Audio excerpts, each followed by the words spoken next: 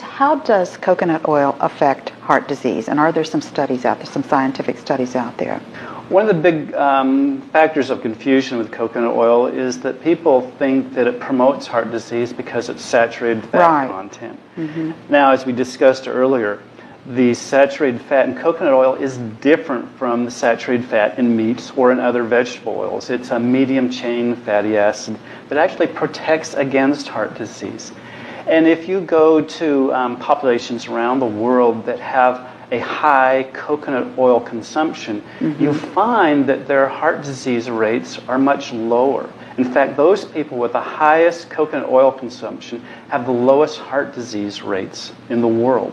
For example, in Sri Lanka, in 1979, there was a survey that showed that every man, woman, and child in the country mm-hmm. consumed the equivalent of 120 coconuts a year. That's a lot of coconut and a lot of coconut oil.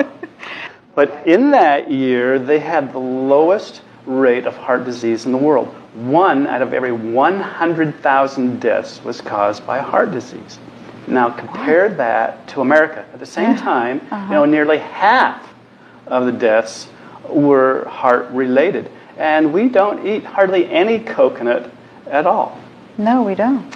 Now, over time, in Sri Lanka, there's this anti-saturated fat campaign throughout the world, reduce your saturated fat content. So even in Sri Lanka, in the coconut regions, they started to reduce their saturated fat. And so coconut oil came down, and a very interesting thing happened. They replaced their coconut oil with polyunsaturated vegetable oils and margarines and things. And as coconut oil consumption came down, heart disease went up.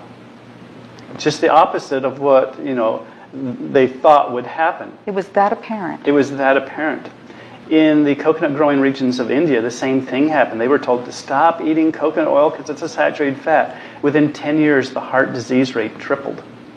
And those are scientific studies. Right, these are studies, published studies. Plus, you're dealing with people's cultures, too. Mm-hmm. And so they were told something that they were eating was unhealthy, and then they became unhealthier by changing their diet. Right, and most of the heart disease cases in these coconut-growing countries come from the cities where people eat the least amount of coconut oil because they eat the imported oils. Mm-hmm. Now, when you go outside the cities into the villages that still rely on coconut oil as their primary source of dietary fat, heart disease is either rare or non-existent, even though that's the oil they eat predominantly in their diet.